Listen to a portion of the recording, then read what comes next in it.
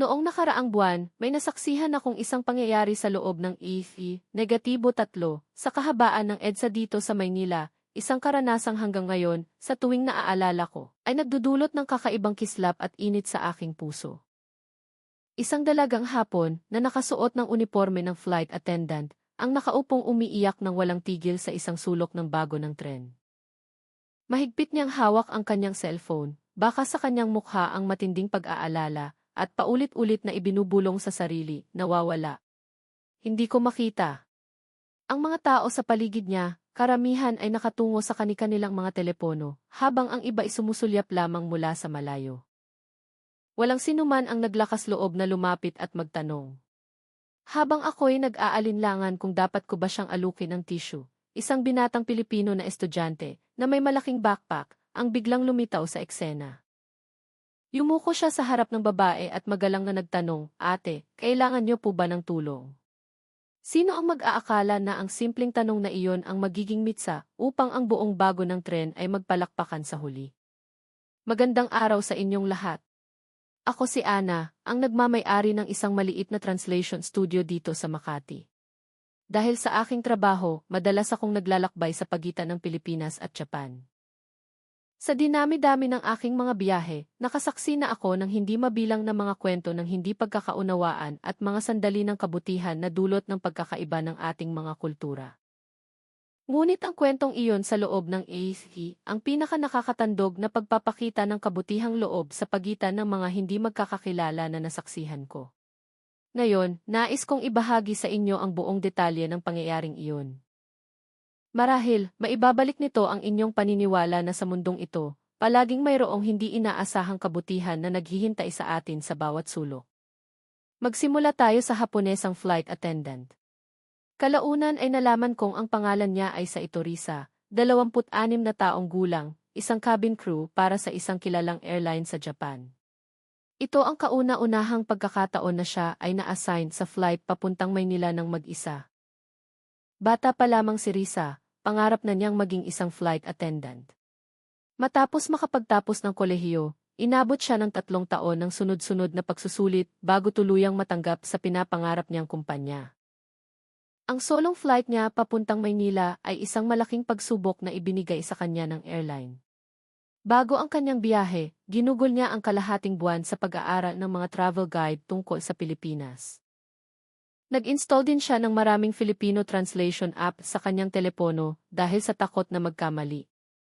Nang araw na iyon, bandang 10:00 ng umaga, matapos ang kanyang tungkulin sa eroplano, plano niyang iwanan muna ang kanyang mga gamit sa hotel bago kumain ng sikat na chicken adobo sa isang restaurant sa may Greenbelt, ayon sa kanyang research. Sumakay siya ng -3 mula sa Taft Avenue Station, patungong Ayala Station.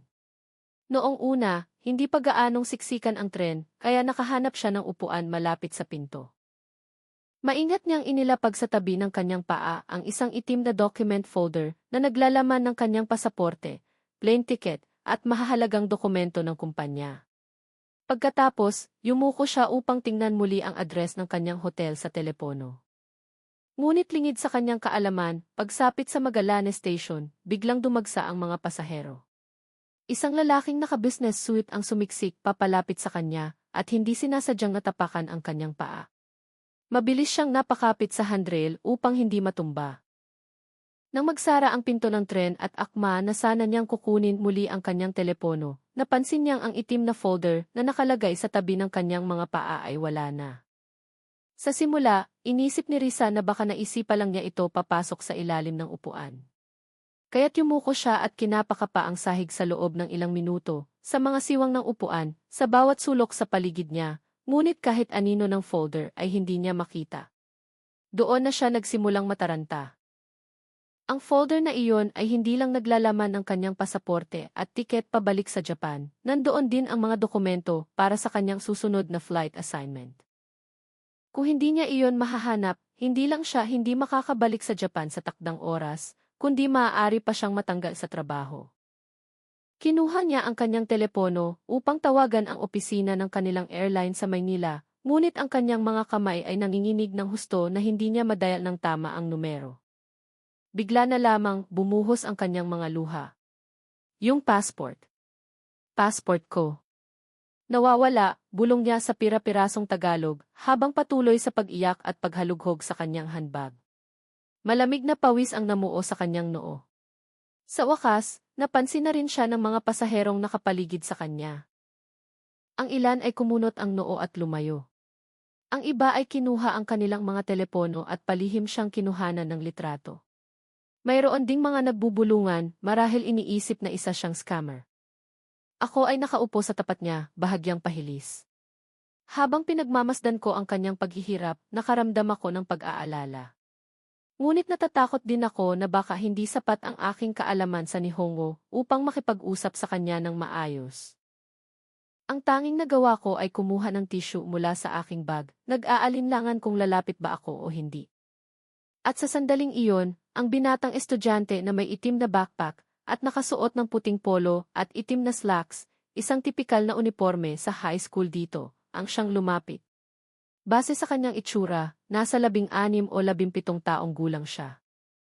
May mga butil pa ng pawis sa kanyang noo, marahil ay katatapos lang maglaro ng basketball at nagmamadaling umuwi.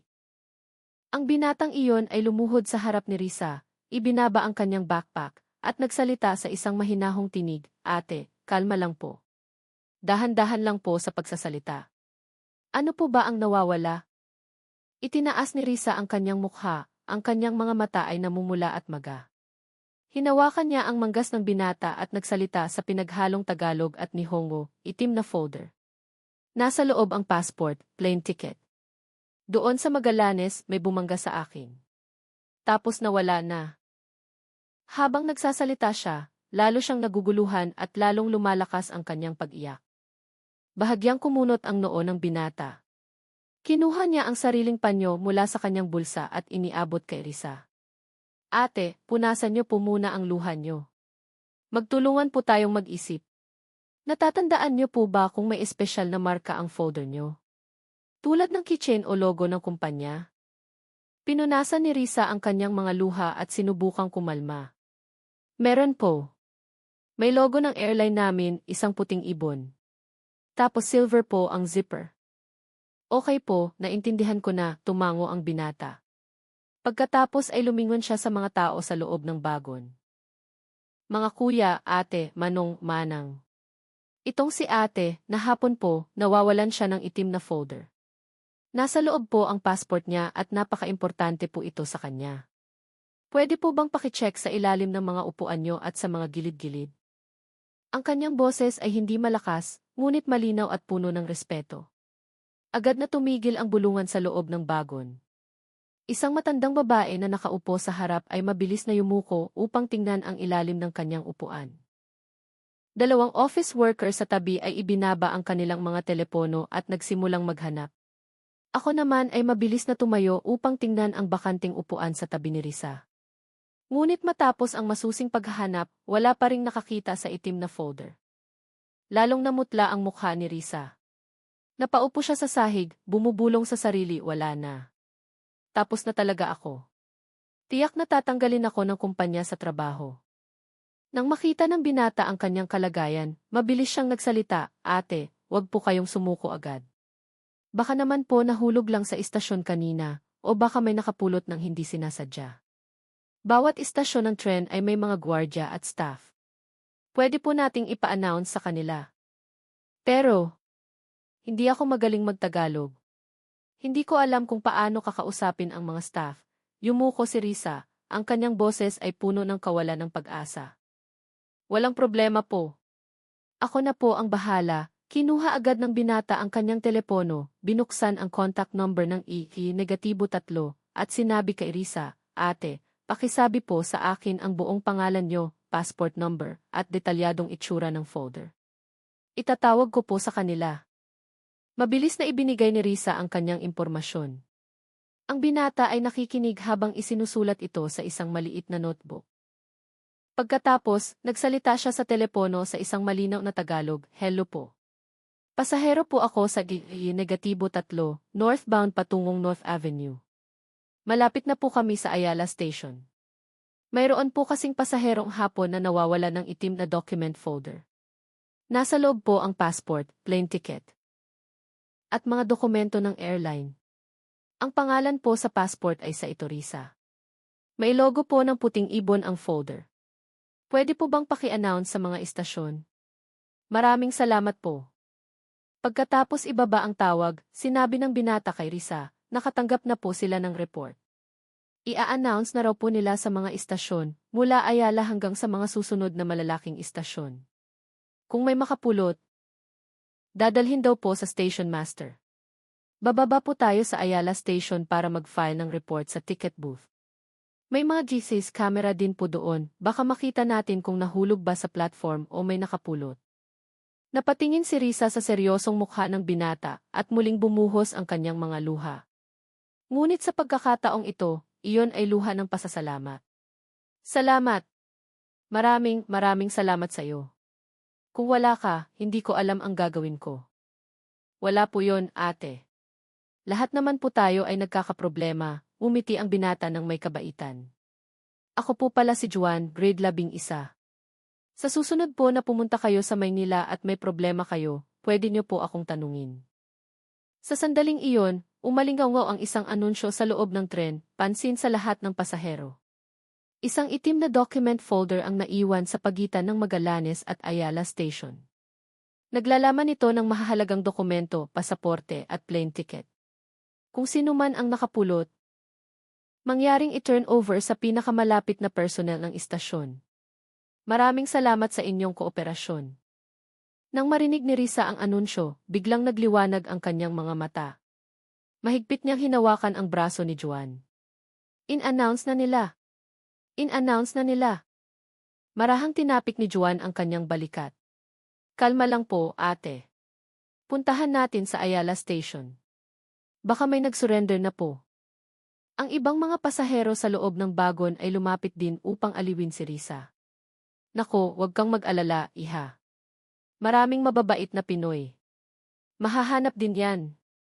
Parang may nakita akong itim na folder kanina sa may upuan sa platform ng Ayala. Hindi ko lang sigurado kung sa inyo yon, sabi ng isang babae. Sasama ako sa inyo pagbaba natin, alok ng isa pang lalaki. Mas maganda kung marami tayong magtatanong. Ang dating malamig na kapaligiran sa bagon ay biglang napuno ng init at diwa ng bayanihan. Ang binatang palihim na kumukuha ng litrato kay Risa kanina ay lumapit at nagsalita, "Ate, pasensya na po. Kinuhanan ko po kayo ng litrato kanina habang naghahanap kayo. Nakunan po iyong folder nyo. Pwede ko pong ipakita sa staff para mas madali nilang mahanap." Isang matandang lalaki naman mula sa likuran ang kumuha ng candy mula sa kanyang bulsa at iniabot kay Risa. "Huwag ka nang umiyak, Ineng. Eto, candy, pampakalma." Nawalan na rin ako ng salamin dati sa PLE, pero tinulungan ako ng mga gwardiya na mahanap. Mahahanap yan, sigurado. Tinanggap ni Risa ang candy at walang tigil sa pagpapasalamat. Patuloy pa rin ang pagtulo ng kanyang luha, ngunit ngayon, mayroon ng ngiti sa kanyang mga labi. Habang pinagmamasdan ko ang eksena, nakaramdam ako ng kaunting hiya. Mas maaga kong napansin ang problema ni Risa, kaysa kay Juan, ngunit nag-alinlangan ako dahil sa takot na makaabala. Ngunit ang binatang ito ay hindi nagdalawang isip na tumulong at naging inspirasyon pa sa buong bagon na magkaisa. Hindi nagtagal, dumating na ang tren sa Ayala Station. Tinulungan ni Juan si Risa sa kanyang bag at lumingon sa mga tao sa paligid. "Salamat po sa inyong lahat. Pupunta na po kami sa ticket booth. Babalitaan po namin kayo." Maraming pasahero ang nagboluntaryong sumama sa kanila. Ako man ay isinara ang aking laptop at sumunod sa kanila. Sa sandaling iyon, naramdaman kong mas mahalaga ang pagtulong kay Risa na mahanap ang kanyang folder, kaysa sa pagmamadali kong bumalik sa studio para tapusin ang aking mga trabaho. Sa harap ng ticket booth ng Ayala Station, isang staff ang may kausap sa telepono. Nang makita niya sina Risa at Juan na papalapit, ibinaba niya ang tawag at mabilis na lumapit. "Kayo po ba si Inga sa ito, Risa?" tanong niya. "May isang pasahero po kasing nakapulot ng isang itim na folder sa upuan dito sa platform ng Ayala kanina. Nasa loob po ay passport at mga dokumento ng airline. Dinala na po dito. Pwede niyo po bang sabihin kung ano pa ang ibang laman?" Natuwa si Risa ng husto at hindi makapagsalita, tango lang siya ng tango. "Opo. Passport ko po, number Tapos may plane ticket pabalik ng Tokyo bukas ng hapon. At may mission order po mula sa kumpanya, may pangalan ko po doon. Matapos kumpirmahin ng staff ang mga detalye, kinuha niya ang itim na folder mula sa counter at iniabot kay Risa. Ito po ba yon, ma'am? Nanginginig ang mga kamay ni Risa habang binubuksan ang folder. Nang makita niya ang kanyang pasaporte at tiket sa loob, sa wakas ay humagulgol siya. Sa pagkakataong ito ay iyak na nagpapalaya sa lahat ng kanyang alalahanin. Opo, ito na nga po. Maraming salamat po sa inyo. Kinuha niya ang kanyang wallet upang mag-abot ng pabuya sa staff at sa taong nakapulot, ngunit iwinagayway ng staff ang kanyang kamay. Wag na po, ma'am. Trabaho po namin to. At yung pasaherong nakakita, sabi niya, wag na raw po kayong mag-abala. Ingatan niyo na lang daw po sa susunod. Sa sandaling iyon, ang mga pasaherong sumunod sa amin ay nagsimula ng maglapitan. Nang makita nilang nahanap na ang folder, lahat sila ay napangiti. Ayan, mabuti naman at nahanap na, sabi ng isa. Sabi sa'yo, dito sa Pilipinas, nagtutulungan ang mga tao. At safe trip po bukas, ha? Sa susunod na bumisita ka, kami na ang magrerekomenda sa'yo ng masasarap na kainan. Napangiti na rin si Juan at sinabi kay Risa, kita niyo po. Sabi ko sa inyo, mahahanap natin. Sa susunod po, yung mahahalagang gamit nyo, ilagay nyo po sa bag na laging nakasukbit sa inyo. Huwag niyo na pong ilalapag sa sahig. Pinunasan ni Risa ang kanyang mga luha at bigla na lamang yumukod ng malalim sa harap ni Juan at ng lahat ng tao sa paligid, 1 kilos ng sukdulang pasasalamat. Nagsalita siya sa Tagalog na medyo nabubulol pa, ngunit puno ng katapatan, maraming salamat po sa inyong lahat. Sa Japan po, nakakita na ako ng taong nawala ng wallet sa tren. Lahat po ay nakatingin lang, walang lumapit para tumulong. Akala ko po, ganoon din dito sa Pilipinas. Pero kayo, hindi niyo lang ako tinulungang maghanap, inaliw niyo pa ako. Napakabait at napakainit ng pagtanggap ng mga Pilipino. Maraming salamat po. Bigla, isang matandang babae nakabababa lang mula sa tren ang nakasaksi sa eksena. Nang malaman niya ang buong kwento, siya ang unang pumalakpak. Pagkatapos, ang ibang mga pasahero sa harap ng ticket booth, ang mga staff, at kaming mga sumama sa kanila ay nagsimula na ring magpalakpakan. Lumakas ang palakpakan na umagaw sa atensyon ng mga taong dumaraan. Ang ilan ay kinuha ang kanilang mga telepono upang i-record ang sandali. Ang iba ay nag-thumbs up at sumigaw, galing ng Pinoy, at iyan ang bayanihan. Si Juan, na pinapalakpakan ng lahat, ay nahiya. Kinamot niya ang kanyang ulo at sinabi, hindi naman po ako gumawa ng malaki. Tumawag lang po ako sa telepono. Ang importante po, lahat tayo ay nagkusang tumulong. Hinawakan ni Risa ang kamay ni Juan at seryosong sinabi, hindi lang yon. Kung hindi ka lumapit sa akin noong una, baka nawala na ako sa sarili ko. Sa bawat paglipad ko papuntang Maynila, dadalhan kita ng pasalubong mula sa Japan. At ikukwento ko sa mga kasamahan ko at mga kaibigan na ang Pilipinas ay isang lugar na puno ng kabutihang loob. Dahil kailangan ko nang bumalik sa studio, nagpaalam na ako. Bago umalis, nagpalitan kami ni Risa ng contact info sa line. Kinabukasan, nag-message siya sa akin na naging maayos ang kanyang flight pabalik sa Japan. Hindi lang siya hindi pinagalitan ng kanyang kumpanya, pinuri pa siya sa mahinahon niyang pagharap sa krisis. Siyempre, ang lahat ng iyon ay dahil sa tulong ni Juan at ng mga mabubuting tao sa Maynila. Sinabi rin niya na sa susunod niyang lipad sa Maynila, kailangan niyang ilibre kaming dalawa ni Juan bilang pasasalamat. Noong nakaraang linggo, bumalik nga si Risa sa Maynila. Nagkita-kita kami sa sikat na restoran ng adobo sa Greenbelt. Dumating din si Juan. Nagdala si Risa ng maraming chocolate at cosmetics mula sa Japan para sa amin. Ipinakita niya rin sa amin ang mga larawan kung paano niya ibinahagi ang kwento ng kabutihan sa AEE sa kanyang mga kasamahan sa trabaho. Matapos niyang ikwento ang kanyang karanasan, marami sa kanila ang nagsabing mas gusto na nilang bumisita sa Pilipinas upang maranasan mismo ang ganitong kabutihan. Habang kumakain ng adobo, sinabi ni Juan, sa totoo lang po, hindi ko naman po masyadong pinag-isipan yon. Nakita ko lang po kasi si ate na iyak ng iyak, kaya naramdaman ko pong kailangan siyang tulungan. Tinuruan po kasi ako ng nanay ko mula bata pa na kapag may nakitang nangangailangan, tulungan kung kaya. Dahil hindi natin alam, balang araw, baka tayo naman ang mga ilangan ng tulong. Nang marinig ko ang sinabi ni Juan, naalala ko noong bagong lipat ako sa Maynila para maghanap ng trabaho. Kakagraduate ko lang noon at mag-isa sa syudad.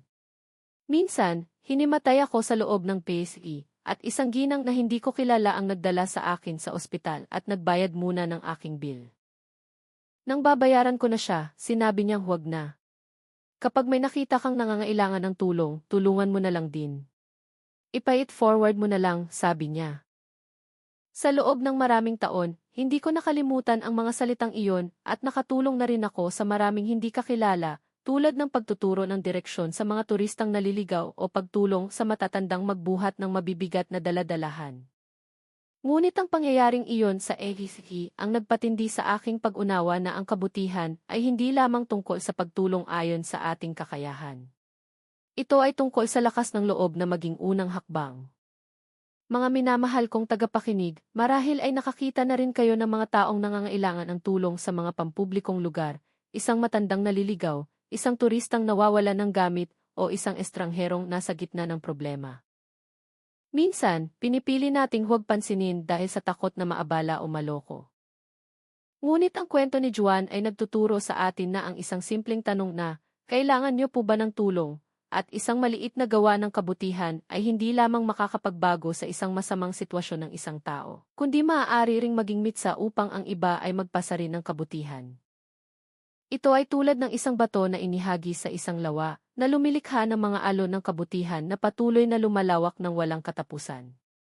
Nag-message sa akin si Risa sa line minsan, sinabi niya na ngayon, sa tuwing lumilipad siya papuntang Maynila, dumarating siya sa istasyon ng tren ng kalahating oras na mas maaga. Ito ay upang tingnan kung mayroon bang nangangailangan ng tulong. Sabi niya, binigyan ako ng mga Pilipino ng init at kabutihan. Gusto ko ring ipasa ang kabutihang ito. Sa tingin ko, iyan ang kapangyarihan ng kabutihang loob. Hindi ito namimili ng lahi o wika. Kailangan lang ng isang taong handang maging unang humakbang at kaya nitong painitin ang buong mundo. Sa huli, nais kong tanungin ang lahat ng nanonood, kung sa susunod na pagkakataon ay makakita kayo ng taong nangangailangan ng tulong sa isang pampublikong lugar, mag-aalok ka ba ng tulong? Kung ang sagot mo ay, inaanyayahan kitang i-type ang ipagpatuloy ang bayanihan sa comment section. At kung nakatanggap ka na rin ng tulong mula sa isang estranghero, maaari mo ring ibahagi ang iyong kwento upang mas marami pang tao ang makaramdam ng kabutihan sa mundong ito. Sa araw na ito, iyon lamang po ang aking kwento. Kung naantig kayo nito, huwag kalimutang mag-subscribe at mag-like at malugod na i-share ito sa inyong pamilya at mga kaibigan upang mas marami pang tao ang makasaksi sa kabutihang loob ng mga Pilipino at makita ang dalisay na kabutihan sa pagitan ng mga hindi magkakakilala. Hanggang sa muli. Paalam.